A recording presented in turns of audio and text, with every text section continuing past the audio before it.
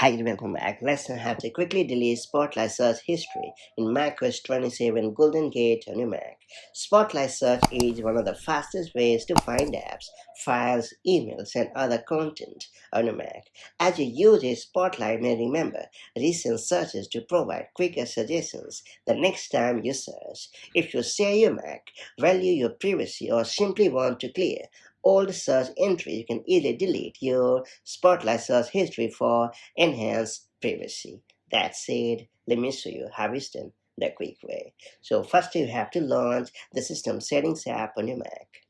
Then you have to scroll down a bit and choose the Spotlight option in the left sidebar. Then you have to hit delete Spotlight search history and confirm the action when prompted. And that's about it.